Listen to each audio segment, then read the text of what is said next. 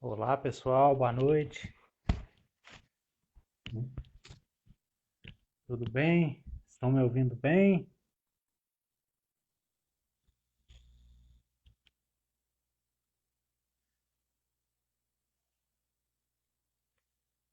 Boa noite, Isabela. Boa noite, pessoal. O processualista já está aí, que é o Alisson Dias, né? Nosso convidado de hoje. Vou convidá-lo aqui.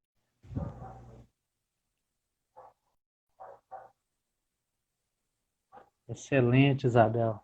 Já vou avisar aqui da notícia boa.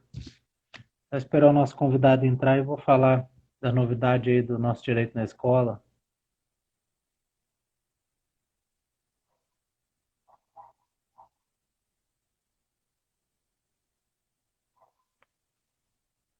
Convidei o professor Alisson, é só ele apertar lá aceitando.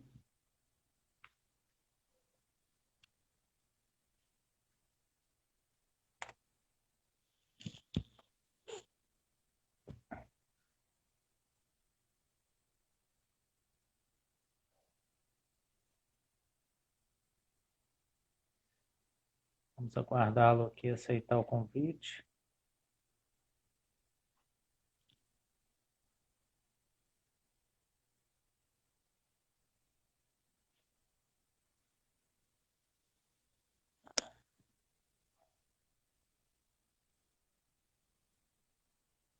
Enviei de novo aí, Alisson. Olha aí, só se apertar aceite, confesso que eu nem lembro como que chama. Ah, agora sim. Boa noite, meu Olá, caro. Núbio, boa Prazer, noite. prazer revê-lo. Hoje nós vamos tratar de um tema extremamente importante aqui, com o Alisson de Souza Dias, que é um amigo de longa data,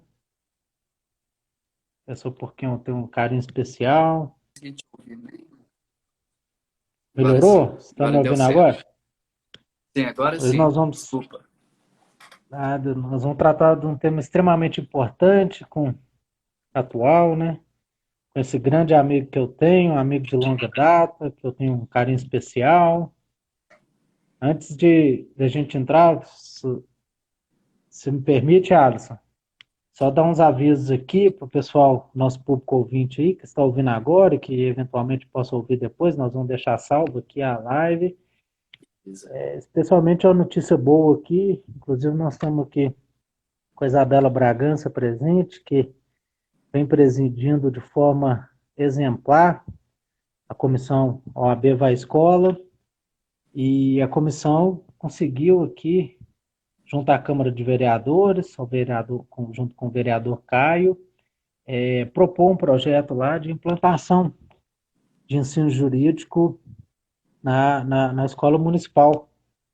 A primeira, se não me engano, a primeira nacional, a primeira proposta nacional, o projeto aprovado foi pelo Calil, né, no ano passado, lá em BH, primeiro nacional. E agora conseguimos aqui, tem outros municípios propondo também, e implantar ensinos de noções gerais de direito, justiça, Alisson, Perfeito. no ensino fundamental.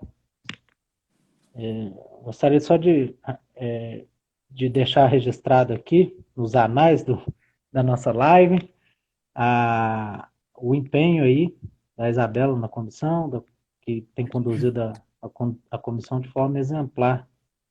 Vou cumprimentar aqui o Igor também, que é estagiário lá do escritório, e, por coincidência, a monografia de conclusão dele, que ele está trabalhando, é sobre o nosso tema de hoje. Então, um convidado especial aí, professor Clenderson também, ilustre processualista, itaunense. Muito bem. O nosso tema de hoje é sobre medidas executivas atípicas no processo civil. Vai ser tratado pelo nosso convidado, que começamos a estudar juntos, Obrigado, Isabela. Na graduação e formamos uma amizade que vai seguir a vida inteira, naturalmente, né? O Alisson foi advogado, hoje é assessor na Terceira Vara Civil de Divinópolis, é professor universitário, é especialista e mestre em Direito Processual pela PUC Minas. Valeu, professor Clenderson. Professor Clenderson, boa noite. Foram colegas lá, né? No programa, Aí, em algumas fizemos disciplinas disciplinas. juntos. Clenderson, grande processualista mineiro aí. Que Sim, prestígio. da nova geração, né? Isso aí. Nova geração de processualistas. Seja bem-vindo, meu caro. Agora por meio virtual, mas depois vamos, finalizando a pandemia, podemos combinar presencial. Inclusive, já estávamos combinando, né? Pouco antes do início da pandemia, infelizmente, chegou a pandemia.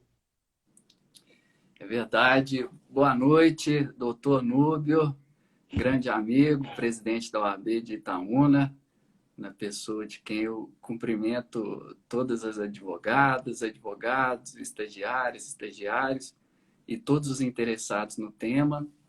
Eu, antes de mais nada, quero agradecer imensamente o convite, né? Sei que muito mais pela nossa amizade do que pela qualidade efetivamente, mas queria dizer que para mim é uma honra, é um prazer estar falando aí com vocês, batendo esse papo hoje à noite sobre um tema tão polêmico aí, um tema tão palpitante aí na atualidade, né, Núbio? Então, muito obrigado pelo convite e boa noite a todos que estão acompanhando. Excelente. Como anda aí os debates sobre as medidas atípicas no processo civil no Isso, Brasil, Núbio. acho?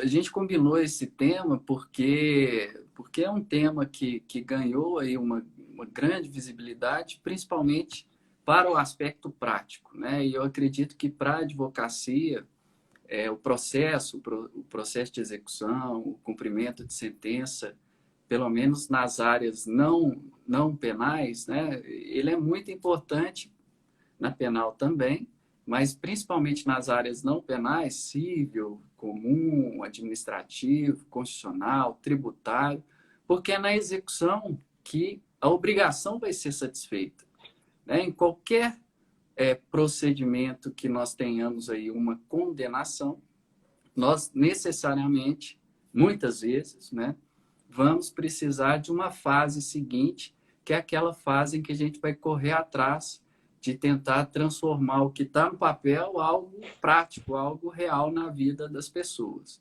né? E o tema de hoje, as medidas executivas atípicas e todos os outros nomes que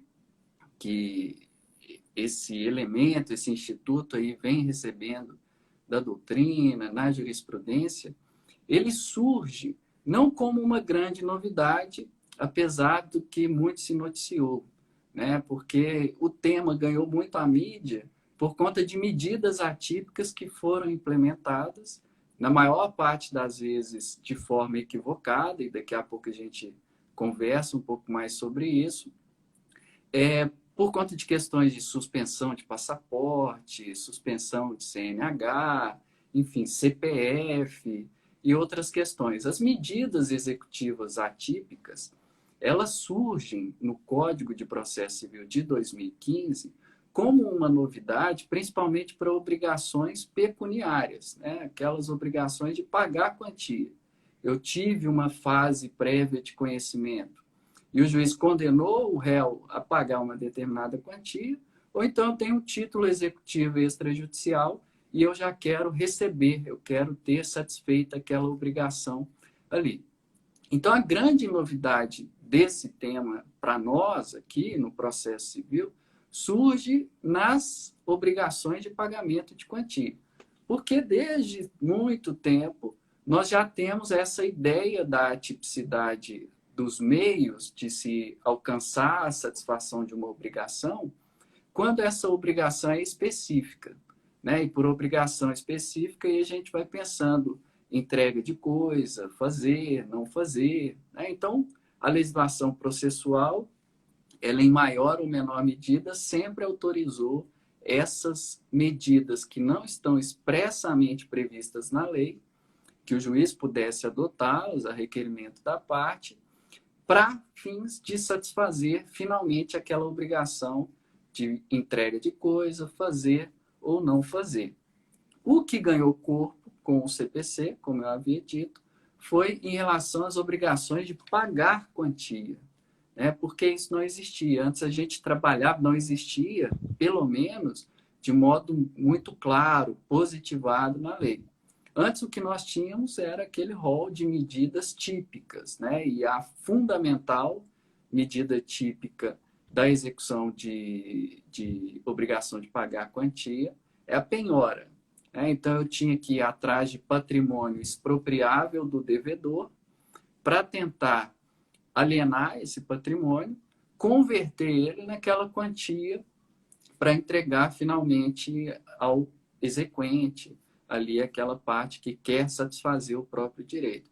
Então, o primeiro aspecto interessante de ser destacado aqui, né, só a título introdutório, é esse. A grande novidade mesmo surge em relação às obrigações de pagamento de quantia.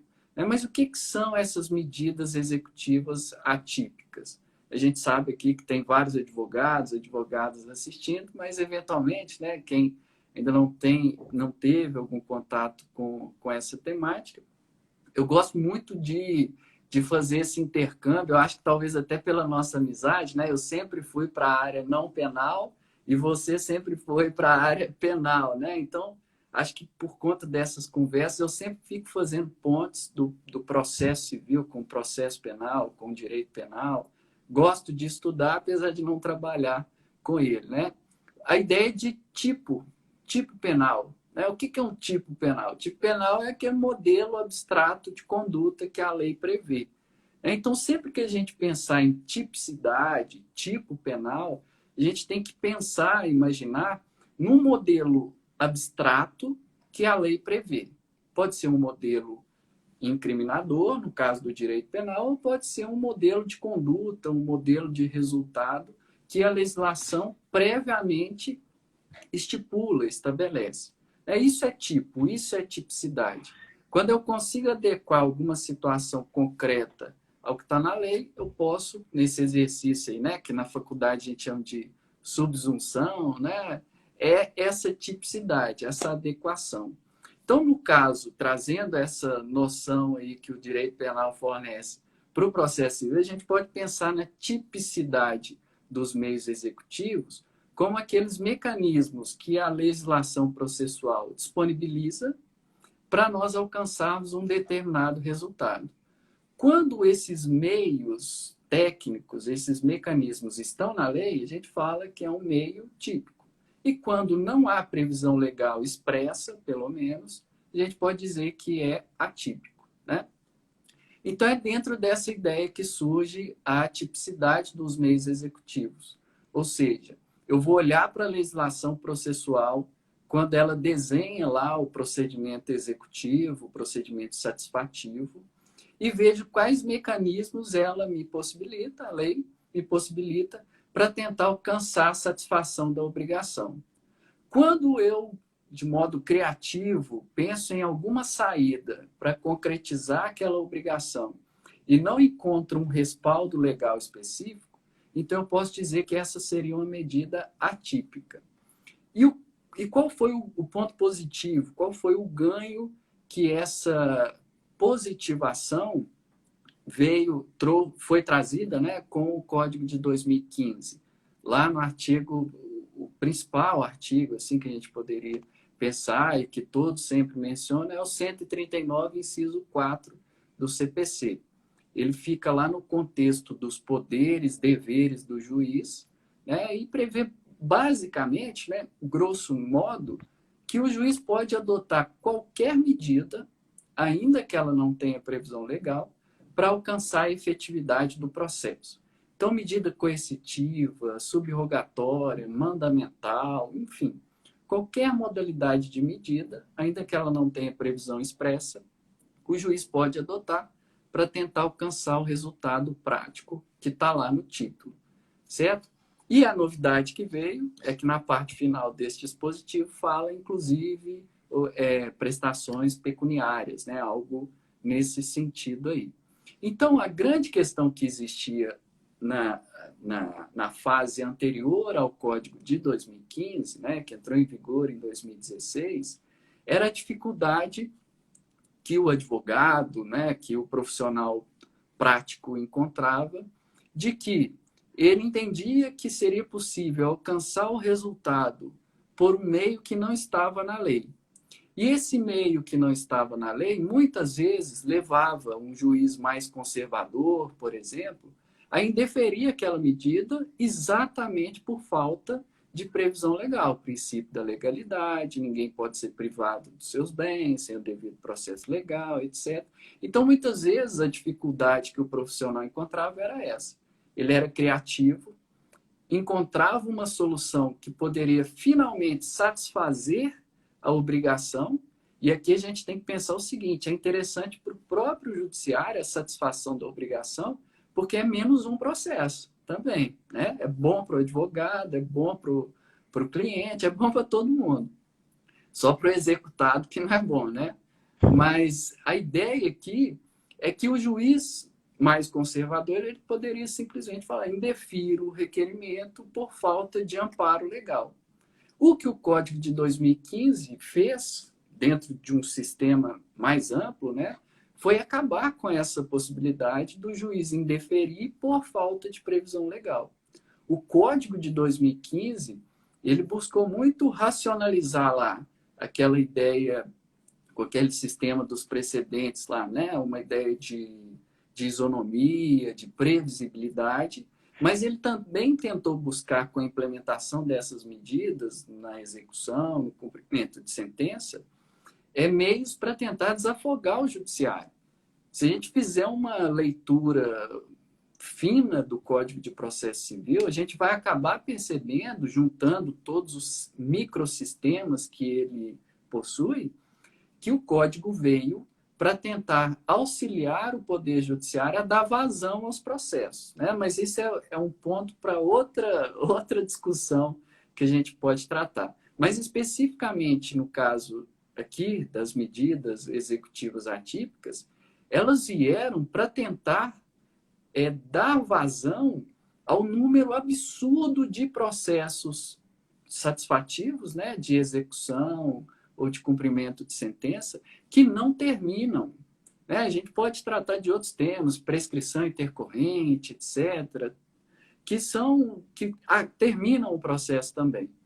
Mas a ideia central, né, em última análise, é no sentido de que quando um cumprimento de sentença ou quando um processo autônomo de execução de título extrajudicial ele não alcança aquele fim precípio, que é satisfazer a obrigação, todo mundo perdeu ali. O judiciário perdeu na sua função ali de tentar compor, né, aquele litígio, e mais do que isso, né, concretizar um direito que é da parte, que é o dever principal do Poder Judiciário.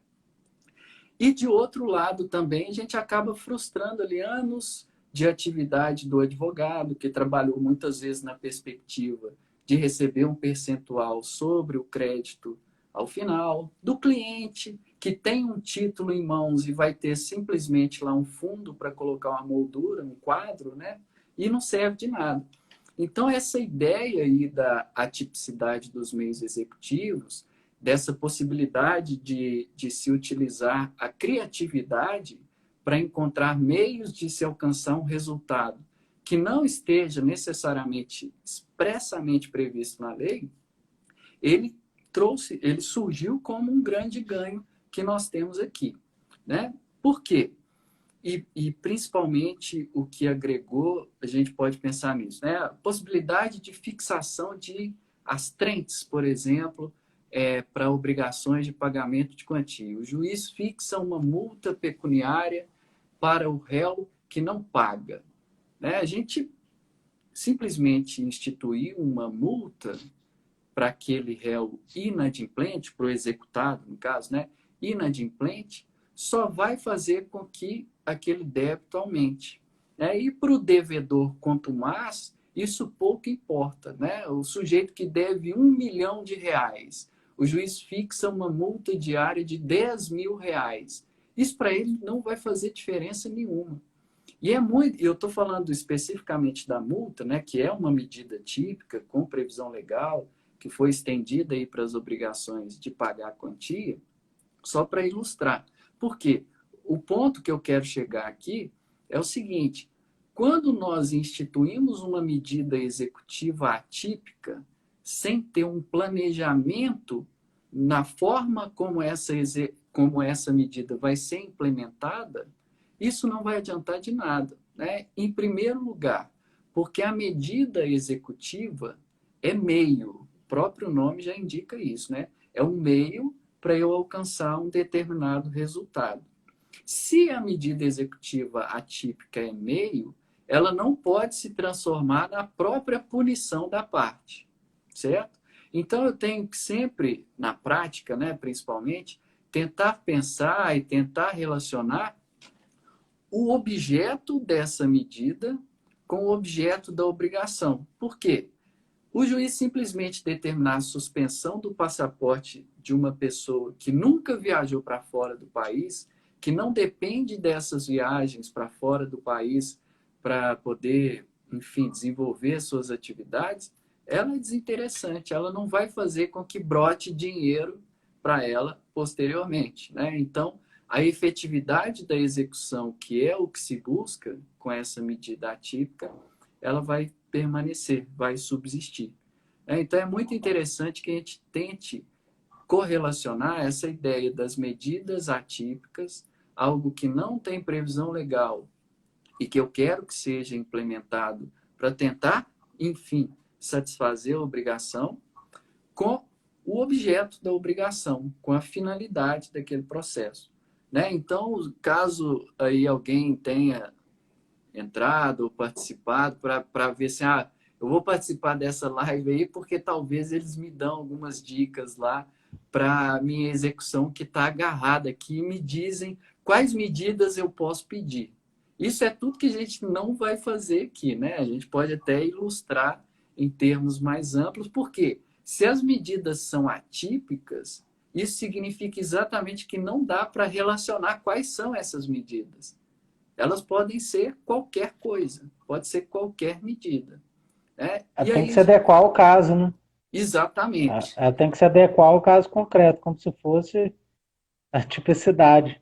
Agora, essa questão do passaporte, seria aconselhável, então, o exequente buscar meios de provas de que aquele passaporte é importante para o executado? Sim, sim. Esse é um dos pontos, né? E aí a gente já pode até falar de algumas premissas que o Superior Tribunal de Justiça começou a desenhar um pouco. Porque a gente sabe que em termos de processo civil, o teto é o STJ, né? Fundamentalmente é o STJ. Então, até que a gente encontre ali um recurso especial repetitivo, que dê ali uma diretriz mais fechada, os tribunais ficam, de certa forma, assim, soltos, né? Decidindo cada um de uma determinada maneira.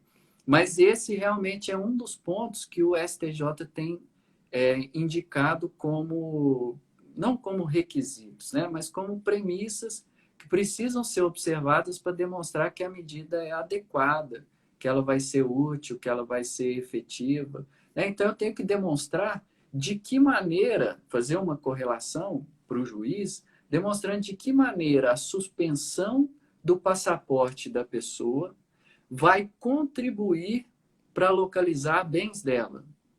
Né? Pode ser que a pessoa tenha patrimônio, e aí muitas vezes até coloque, né, em nome de outras pessoas, praticando simulações e outros ilícitos civis.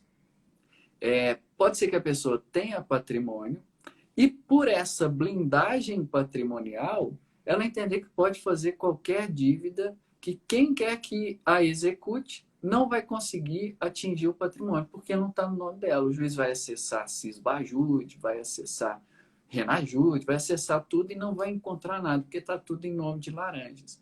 Só que, se eu implemento uma medida atípica, como, por exemplo, a suspensão do passaporte, e essa pessoa depende desse documento para poder exercer atividades que são importantes para ela, isso pode servir como um estímulo, como uma pressão, para que ela, mesmo não tendo patrimônio no próprio nome, ela cumpra aquela obrigação ali, de certa forma, voluntariamente. Né? Então, é interessante, Nube, aproveitando aí a sua colocação, essa pertinência do objeto da medida atípica com o objeto da execução. Eu só vou conseguir demonstrar isso em concreto. Então, se eu tiver 10 execuções, pode ser que em apenas uma delas eu consiga efetivamente demonstrar que a suspensão do passaporte vai ser compatível, vai ser adequada para aquela situação. Né? Então, é muito importante isso, fazer essa correlação da necessidade, utilidade e adequação da medida com o próprio objeto e a própria realidade daquele processo ali. Né? Por mais que esse ritmo de justiça em massa acabe fazendo com que a gente trabalhe muito com esses precedentes, né? A gente sempre acessa lá para ver se o TJ tem algum julgado naquele assunto, a gente acaba tratando tudo, em algumas situações, meio que em lote.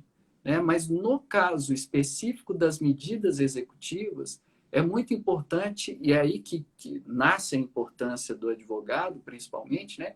É muito importante o advogado, a advogada, fazer com que o juiz enxergue naquele caso concreto que a medida a ser implementada, ela vai fazer com que o processo termine, porque o juiz quer que o processo termine.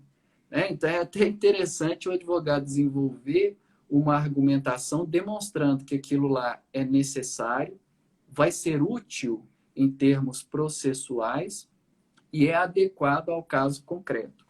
Né? O STJ também, já aproveitando aí, até estendendo um pouco na sua colocação, o STJ até estabelece como uma outra premissa a necessidade de se demonstrar que as medidas típicas que estão previstas na lei foram tentadas, foram utilizadas e elas ficaram inócuas, né? Elas não trouxeram ali nenhum resultado. Então, o STJ tem começado a construir também esse raciocínio, além da adequação, necessidade, utilidade, essa ideia do esgotamento das medidas típicas. Então, a gente tem isso, faz sentido realmente, porque se a lei estabelece como a medida típica fundamental para as obrigações de pagamento quantia a penhora, se eu não tentei a penhora, como é que eu já vou pedir para suspender o passaporte, a CNH, enfim, prender o devedor, né? Algo que nem dá para cogitar com a súmula vinculante 25, né? Tem gente que discute isso, mas essencialmente não dá. Então, realmente, é importante fazer esse exercício aí de aproximar o juiz do caso concreto, né? E aproveitando também, Nube, se você me permite aí, existem alguns temas, né, mais acadêmicos, mas que se a gente souber utilizar na prática, pode potencializar muito o exercício da advocacia ou de qualquer outra atividade, que é o tema dos vieses cognitivos. Né? Na PUC, o professor Clenderson aí conhece muito bem esse tema, né? Fizemos matérias juntos com o professor Dierle, que trabalha muito, mas existem outros tantos processualistas que trabalham isso. Muitos acham que isso é bobagem e outros dão uma importância porque enxergam isso na prática. Né? Os vieses que são meio que, a gente pode dizer, se erros de julgamento ou então vinculações de pensamento previamente estabelecidos. Né? Você tem aí o seu time do coração, você tem aí a sua posição política, ideológica, né? Enfim, em qualquer segmento da sua vida. E a tendência é que nós passemos a decidir de acordo com essas pré-compreensões. Então, se você pega um juiz extremamente conservador, que se formou estudando pelo Código de Processo Civil de 39, né? A cabeça do processualista de 39, do CPC de 39, ela é diferente do processualista do CPC de 2015, né? E eu não estou dizendo nada disso com a idade da pessoa, né? Eu estou dizendo com a mentalidade acadêmica que envolve ali o raciocínio da pessoa. Então é muito importante. Por quê? Porque se você pega um juiz extremamente conservador, falando processualmente, a tendência é ele ter uma resistência grande às medidas atípicas. Porque não, ele sempre trabalhou com as medidas típicas. Se não está no código, não vai dar certo. Essa sua ideia aí, ela é maluca, né? Ela vai violar direitos, etc. Então, é muito importante que o advogado, no caso concreto, ele tente trabalhar também com a sua fundamentação, desenviesando o juiz, né? Tentando tirar o juiz ali daquela posição pré-estabelecida que ele tem, para tentar fazer ele aderir à sua tese, né? Esse é essencialmente o papel que quem está na advocacia ou em qualquer outra atividade postulatória acaba exercendo, né, Núbio? Um dos argumentos bons é esse de acabar o processo, né? De agilizar, Exatamente, porque não deveria, né? Nenhum juiz deveria querer que o processo continuasse. exatamente. Núbio. É lógico que você vai construir o raciocínio demonstrando que aquilo é útil, vai gerar finalmente um resultado positivo, mas em algum parágrafo ali da sua petição, né, vai lá e coloca alguma coisa mostrando assim, juiz, isso aqui vai acabar com o processo. O juiz ele já vai começar a desenviesar, né? Ele vai começar a pensar assim, Muito opa, bom. quem sabe isso aí pode dar certo. É lógico que você não vai fazer isso escancaradamente, né? Juiz, se for deferido, o processo acaba. Logo, pede deferimento, né? Não vai ser algo assim. Você tem que tentar colocar aquilo nas entrelinhas para poder trabalhar essa ideia. O que não é errado, né? O que não é errado. Você só está deixando claro um resultado prático que realmente vai ocorrer se a obrigação for satisfeita, né? Só, só cumprimentar o povo aí, o Júnior Capanema, colega nosso aqui, com Matheus, meu sócio, o pessoal do escritório está em peso aí, Alisson, para pegar as técnicas, né? Para acabar com os processos lá do escritório. Pessoal, quem que Boa noite a tiver todos. alguma pergunta aí, vai mandando, que a live vai fluindo assim, né? O Alisson vai fazendo a apresentação que ele programou, mas se tiver Isso. alguma pergunta, fica à vontade aí, pessoal. Núbia, só para complementar aqui, eu falei do STJ, né? Eu anotei aqui para passar, caso alguém, né, não tenha encontrado por conta própria e queira depois fazer uma leitura.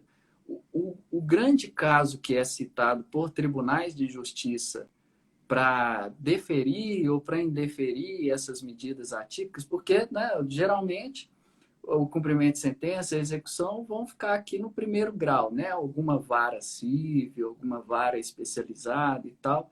Se o advogado pleiteia a medida, o juiz indefere, artigo 1015, parágrafo único. Qualquer decisão interlocutória em cumprimento de sentença ou execução desafia agravo de instrumento. Então, a regra do sistema geral mudou, né? Nem todas as interlocutórias agora admitem o agravo, mas na execução e no cumprimento, sim. Então, se eu Ah, peço isso é importante, né? uma medida executiva atípica e o juiz indefere com uma decisão fundamentada ou não, 1015, parágrafo único, cabe agravo de instrumento. E nos tribunais, né, Tribunal de Justiça de Minas, TRFs, enfim, que seguem, né, o CPC, eles têm utilizado esse caso aqui. É o recurso especial 1.788.950. 1.788.950, do Mato Grosso. Tá? Ele foi publicado dia 26 de abril de 2019. O STJ ainda não julgou, nenhum precedente de observância obrigatória, né? Não tem nenhum recurso repetitivo, não tem nenhum incidente de assunção de competência, não tem nada que vincula obrigatoriamente os juízes. Mas esse caso aqui, ele tem aparecido em muitas decisões do TJ, principalmente aqui de Minas, né? Do TJ, para fundamentar as decisões em agravo de instrumento quando discutem essas questões. Tá bom? Então fica aí só sim. como um complemento, né? O TJMG tem tido muita resistência? Você tem percebido resistência em Então, acatar as medidas ativas? eu não tenho dados estatísticos, né, empíricos, para poder te passar exatamente. Mas, assim, existe uma tendência maior a indeferir. O TJ, quando o juiz indefere a medida, ele tem tido uma tendência a manter a decisão que indefere.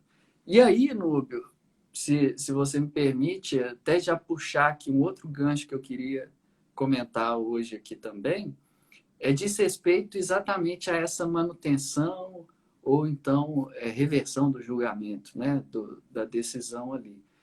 E diz respeito aos fundamentos. Por quê? Para o juiz indeferir uma medida executiva atípica, ele tem que fundamentar.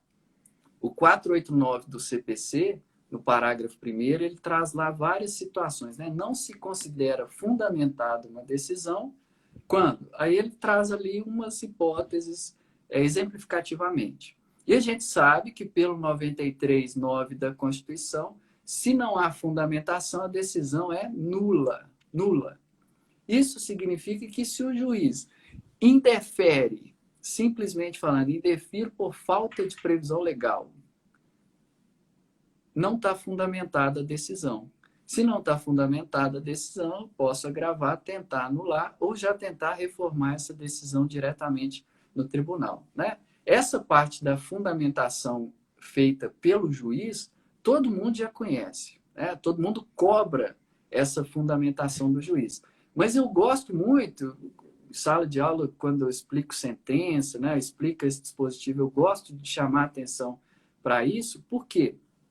Eu acho também, já tendo advogado e agora vendo o outro lado, eu percebo que é importante que os profissionais que atuam aí com essa capacidade postulatória, né, advogado, defensor público, promotor de justiça, enfim, qualquer área que haja postulação, tem que fazer uma leitura do 489, parágrafo 1º, para si também. Quando eu redijo uma petição, eu não posso simplesmente colocar lá, juiz, o executado não efetuou o pagamento. Foram tentadas penhoras, renajude, cisbajude, etc. Não encontrou nada. Logo, requeiro a suspensão da CNH. Né? Está fundamentada essa decisão? Por quê? Porque a gente tem que lembrar daquele princípio da congruência, daquele princípio da adstrição. Né? A resposta do juiz tem que ser congruente com o que foi pedido. Ele não pode ir além, a quem, etc. Mas a gente não pode pensar só no dispositivo, a gente tem que pensar na fundamentação. Isso porque quando o advogado ele traça, ou defensor, ou promotor, enfim, quando ele traça uma fundamentação robusta, uma fundamentação com conteúdo efetivamente que demonstre ali a necessidade, utilidade daquela medida, essa argumentação dele serve como uma camisa de força para o juiz. Por quê? Para o juiz indeferir aquela medida, ele vai ter que enfrentar os fundamentos que foram trazidos na petição. Se eu não trago fundamentos na petição, qualquer fundamento que o juiz usar para indeferir serve. Agora, se eu trago fundamentos robustos, eu destrincho aqui esse caso que o STJ julgou e demonstro que naquele caso concreto tem que deferir a medida, o juiz só vai se desamarrar dessa camisa de força quando ele passar por esses fundamentos. E pode ser que tentando enfrentar esses fundamentos, o juiz perceba que os dele, aqueles que já estão ali pré-estabelecidos na cabeça dele, eles não são suficientes e acabe cedendo. Né? Agora, pode ser que o juiz indefira, mas não pode trabalhar pensando só no juiz, 1015, parágrafo único. O TJ pode ser que te ouça, pode ser que no seu agravo de instrumento você faça uso da sustentação oral e aquele desembargador que estava lá dormindo na sessão, a partir do momento que você chama atenção para algum aspecto peculiar do seu caso, ele vai lá, pede vista, enfim. Então, você tem que imaginar, né? Todos nós precisamos imaginar aquele 489, parágrafo 1º, como uma via de mão dupla. Ele é voltado para o juiz, porque ele está num contexto do CPC que estabelece ali os requisitos, os elementos da sentença, fundamentação. Não há sentença fundamentada ou qualquer decisão quando se enquadra em alguma daquelas hipóteses. E quando a petição ela se enquadra em qualquer daquelas hipóteses. Por exemplo, o juiz não pode indeferir um determinado pedido invocando um fundamento que serviria para qualquer outra decisão, ou simplesmente reproduzindo um dispositivo legal. Indefiro com fundamento no artigo X. Essa é a decisão do juiz. Está fundamentado? Pelo 489, parágrafo 1º, não. Então, a gente tem que trabalhar isso na outra mão. E quem está requerendo? Está fundamentado adequadamente? Né? Então, é importante tentar trabalhar isso. As medidas executivas atípicas, elas assustam muitas vezes pela sua projeção, né? Mas elas são viáveis, porque o código autoriza. O código autoriza. Está lá. Não tem como. O que o código autoriza? Não sei. É no caso concreto que a gente vai estabelecer. Né? Pode ser suspensão de CNH, pode ser suspensão de passaporte, pode ser afastamento de um determinado gestor do controle de uma empresa para colocar um administrador provisório, para ele cumprir a decisão. Enfim, vamos usar a criatividade. É essa a ideia e é essa a perspectiva que eu acho que é muito importante ter, né? E eu tento trazer aqui nesse nosso papo, viu, Lu? Ah, sim. E uma questão que me surgiu aqui agora, que me ocorreu, é a questão do contraditório prévio à decisão. O juiz deve intimar o executado para manifestar? Isso aí é muito, muito interessante, viu, Lu? Por quê? Pelos artigos 9º e 10 do CPC, né, que estão ali, são os grandes dispositivos que falam especificamente do contraditório no Código, o juiz não pode decidir, ou o magistrado não pode decidir em grau algum de jurisdição sem antes possibilitar que as partes exerçam ali o contraditório. Né? Ele não pode utilizar fundamentos que não tenham sido debatidos e ele também não pode, de ofício, né? Ele também não pode surpreender as partes. É o que a doutrina tem chamado aí atualmente de contraditório substancial, contraditório dinâmico, contraditório forte, né?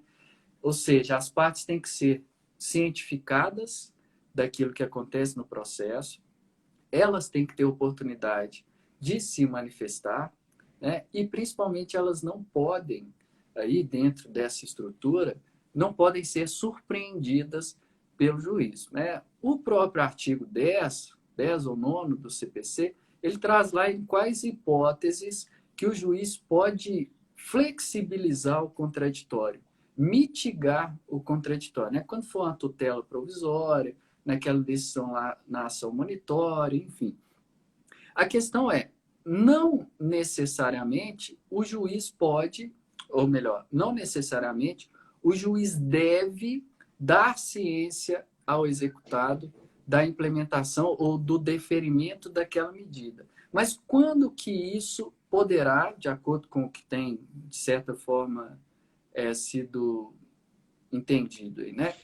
Quando o prévio conhecimento do executado a respeito daquela medida puder comprometer a sua efetividade. Né? Mas isso aí é algo mais, que a gente pode dizer assim, excepcional. A regra é que o juiz, antes de decidir, ele possibilite que o réu ou que o executado ele se manifeste sobre aquela questão. Né?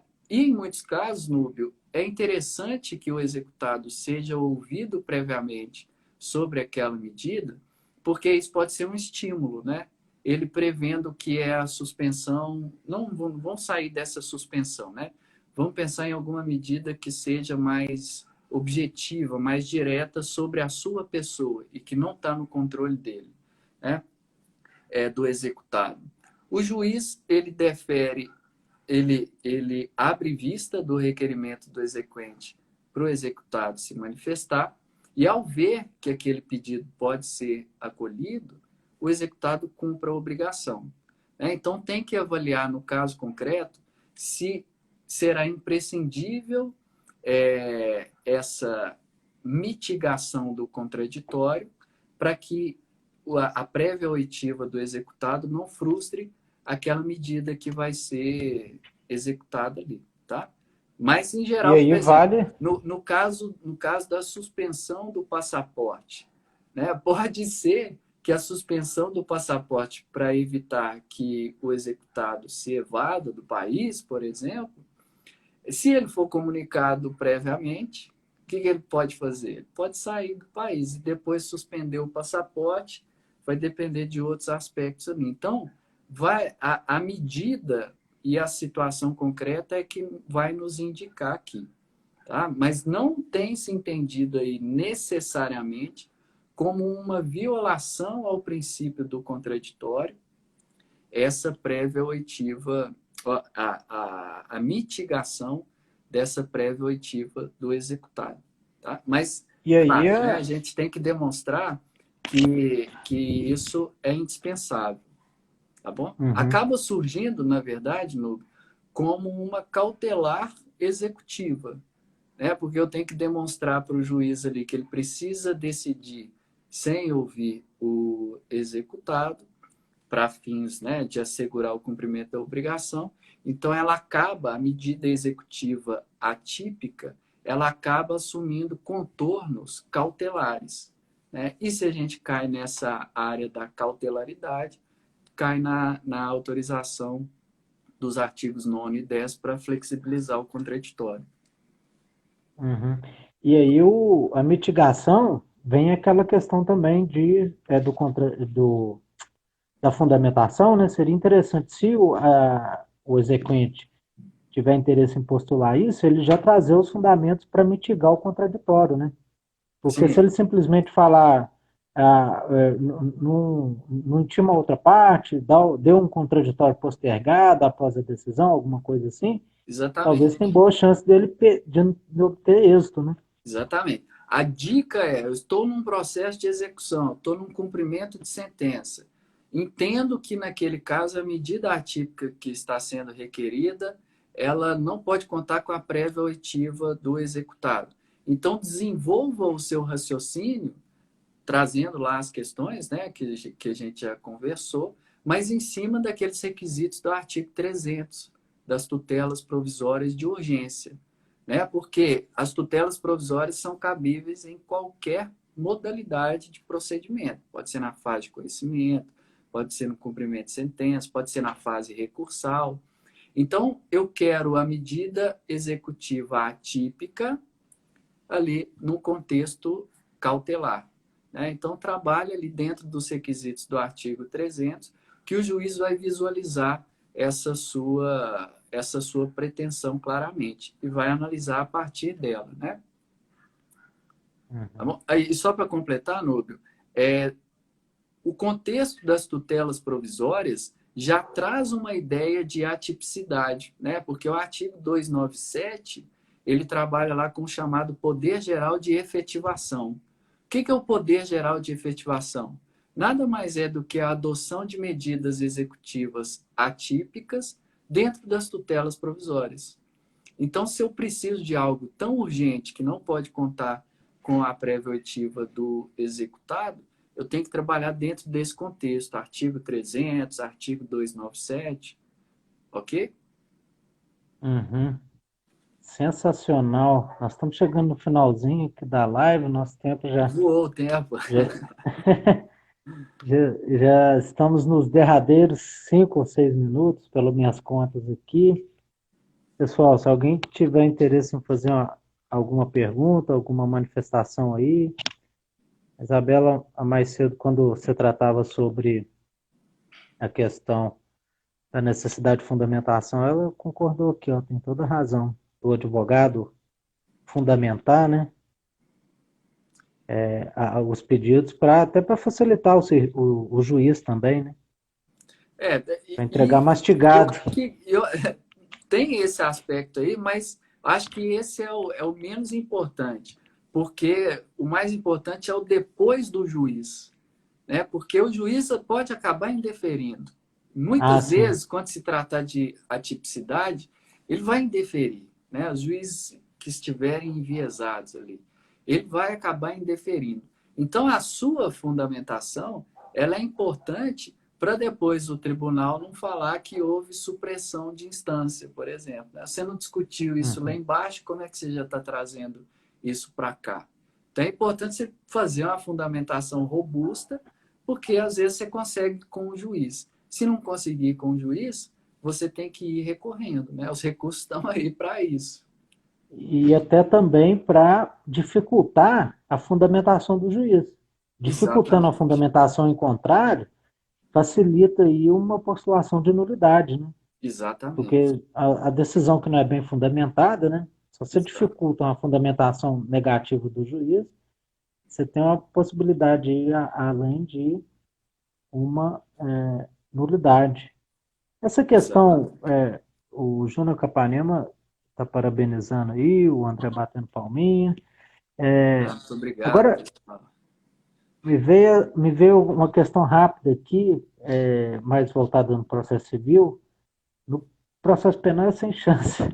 Contraditório, fundamentação, nós estamos muito aquém de vocês, nós estamos muito atrasados.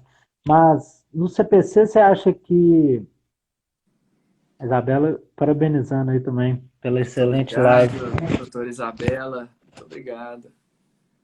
No CPC 2015, a questão do contraditório e da fundamentação ficou muito bem positivada, né? E não só nessa questão aí das medidas atípicas, você tem percebido que a jurisprudência tem acatado bem a importância do contraditório, da fundamentação das decisões? Sim, esse é um dos principais eixos, né? Quando a gente vê essa reanálise de decisões que deferem ou indeferem, tem a ver com essa fundamentação e a necessidade de tentar aproximar aquela medida do caso concreto. Né? Então, a fundamentação ela tem que ser bem afinada com aquelas circunstâncias do caso concreto, respeitando, né, o contraditório prévio. Né? Então, a gente tem que ter necessidade, utilidade, adequação, esgotamento ali daquelas alternativas típicas e sempre respeito ao contraditório, porque é um dos grandes pilares lá do devido processo legal, né? Tá até na Constituição lá que para ter devido processo legal tem que ter contraditório.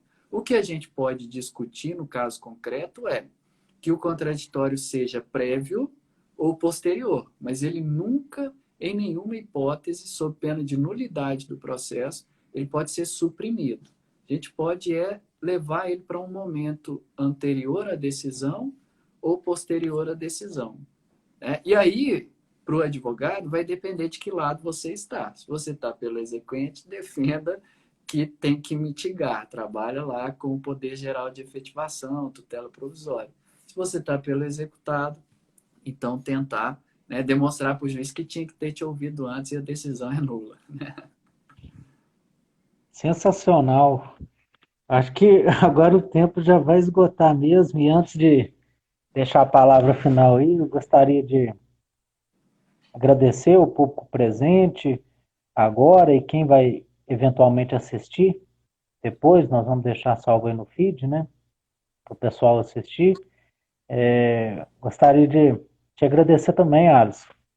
Um grande amigo que eu tenho e confesso que ouvi-lo falar de processo civil causa a impressão que até que o processo civil é bom, que eu nunca gostei muito, mas eu confesso que eu começo até a gostar.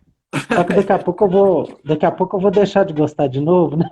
Acabou a live, eu vou deixar, mas, cara, valeu demais pela sua presença virtual aí. Depois eu acho que seria muito bom, o pessoal ia gostar muito. Você vir aqui presencialmente também, no nosso auditório. O Igor tá aí, curtiu muito a live, o Igor lá do Ah, escritório. E, valeu, Igor, Igor. eu vou tomar a liberdade aqui de. Pessoal, o Processualista é o canal do Alisson, o Instagram dele, né? Ele tem um canal no YouTube também, que chama o Processualista. Pessoal que quiser seguir lá, principalmente você que está pesquisando a área aí, Igor, para fazer sua monografia. Eu acredito também que o Alisson está com as portas abertas aí, se quiser mandar mensagem para ele, para tirar alguma dúvida, enfim. Valeu demais, cara. Sempre um prazer te ver. Tem muito tempo que a gente se encontra presencialmente. Mas daqui a pouco o seu neném nascendo, às vezes a pandemia acaba, o Arthur nascendo, né? É isso A aí. gente põe o Ian e o Arthur para brincarem, né? Juntos. É isso Muito aí. obrigado aí pela presença. Núbio, eu que agradeço mais uma vez pelo convite. Muito obrigado. Grande amigo, né? Nós somos até suspeitos para poder falar um do outro, né? Amigo desde a graduação, estamos construindo aí né, história jurídica juntos, sempre trocando ideia. Queria te parabenizar pela gestão à frente aí da OAB, com todos os outros advogados que integram a diretoria. Parabéns pelos projetos, pelo incentivo, a busca de conhecimento, a discussão, né, essa abertura que você possibilita aí. E muito obrigado a todos que participaram também. Qualquer coisa, estou à disposição de todos, viu, pessoal? Agradeço demais. Valeu demais, Ars. Pessoal, as lives vão continuar. Eu estou olhando aqui uma para fevereiro, com Wesley, delegado, Wesley Castro. E o desafio OAB Itaúna está valendo, que é um desafio entre os advogados que utilizam no Instagram, Ars. Um convida o outro e desafio para tratar de outra área, Sim, eu para acompanho. democratizar o espaço de fala, né? E o próximo parece que vai ser sobre o Tribunal do Júri. O, o Mauro tá para desafiar o Irineu para tratarem sobre o Tribunal do Júri e acho que o tempo vai cair agora. Mas aí, gente, continua com a gente, vamos seguindo aí, siga as redes sociais do Alisson também e boa noite a todos. Boa Muito noite a obrigado. todos, muito obrigado. Tchau, tchau.